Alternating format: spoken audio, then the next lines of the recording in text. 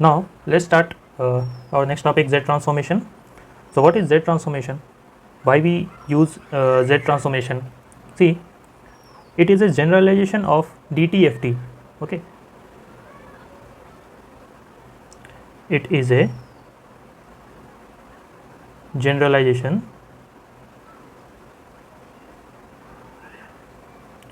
of discrete time Fourier transformation which leads to Z transformation. Okay, now what this mean? See, DTFT signal does not exist for exponential signal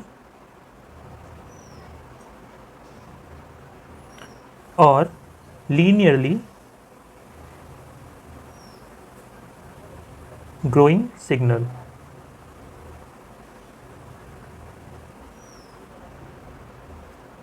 Okay, and it is not suitable for, cannot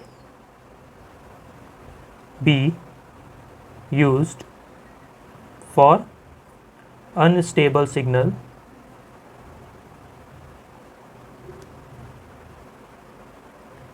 and or marginally stable signal.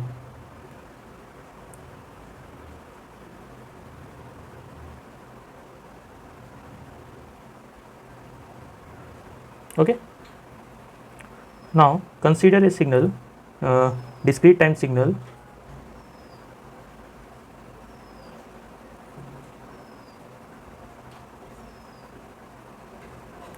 x of n. Okay, now how we represent Z transformation of x of n? So Z transformation of x of n is x of z.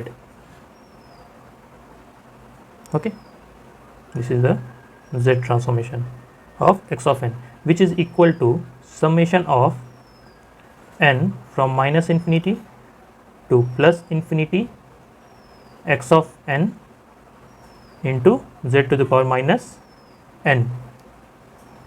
Here z is the complex variable. Here z is the complex variable.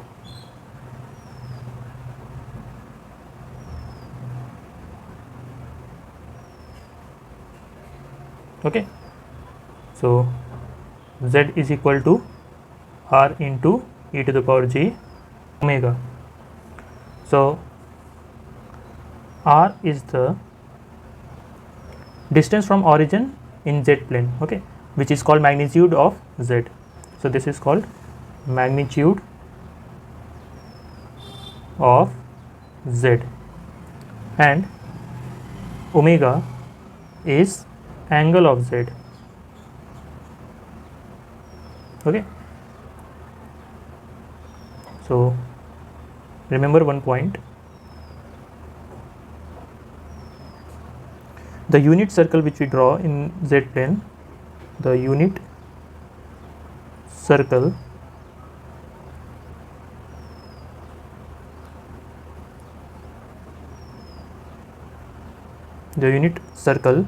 in z plane represent all values of z have same magnitude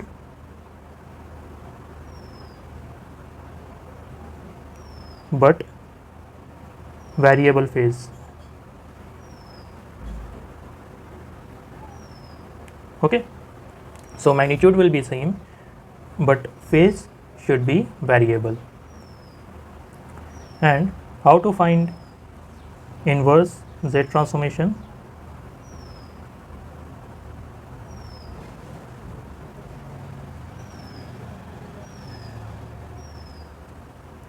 Okay, so inverse Z transformation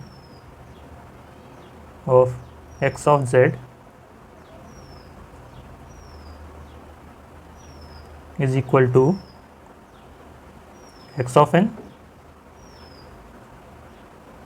which is equal to 1 by 2 pi j closed integration of x of z, z to the power n minus 1 dz. Okay, here this indicate integration in counter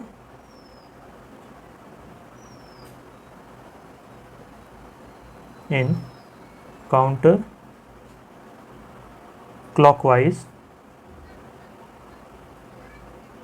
direction, okay, around the closed path. Now let's compare the DTFT with Z transformation.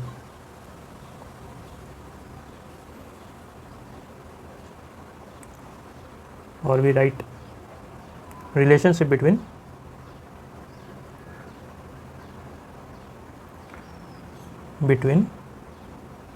DTFT and Z transformation. Okay. Now what is the Z transformation of x of n? That is xz, and xz is summation of n is equal to minus infinity to plus infinity x of n z to the power minus n. Okay, now put z as r into e to the power j omega.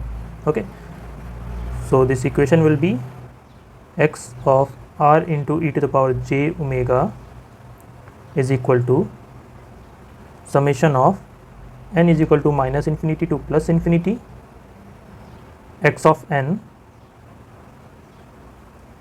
into this will be r to the power n. Okay, if we put r into e to the power j omega to the power minus n, then we will get r to the power minus n and this into e to the power minus j omega n. Okay, now compare this two equation 1, 2. So if you compare this two equation, we can conclude that the value of r is 1 here, right?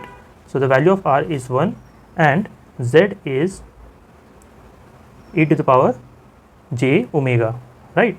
So compare equation 1 and 2.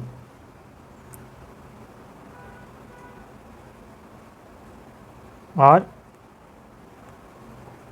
is equal to 1 and z is equal to e to the power minus j omega. Okay, so if this condition is true, we can tell that our Z transformation is equal to discrete time Fourier transformation, right? And we need to plot Z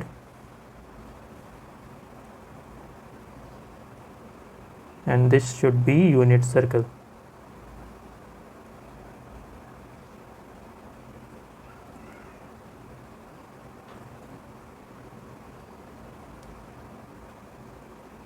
Okay, here we put real value of z and this should be imaginary part of z. Okay, now let's discuss convergence of Z transformation.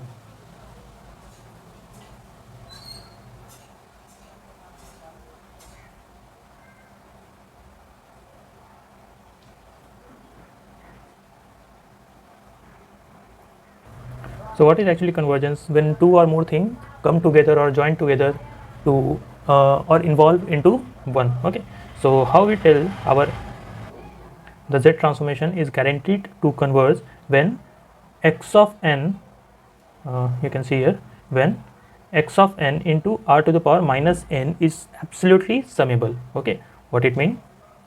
When x of n into r to the power minus n is absolutely summable.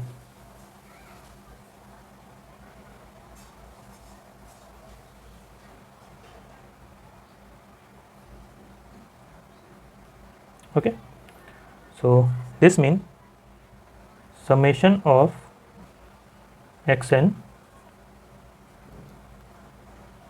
into r to the power minus n should be less than infinity. Okay, there should be some finite value. So according to this condition we can tell x of z should be finite. Okay, that is mod of x of z should be less than infinity. So ROC consists those value of z which is equal to r e to the power j omega. So mod of this is equal to r for which z transform converge.